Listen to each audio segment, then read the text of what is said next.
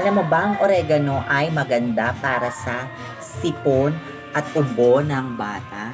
Ito ay lalagain mo lang, steam mo lang. Tapos, yan, yung katas, tanggalin mo.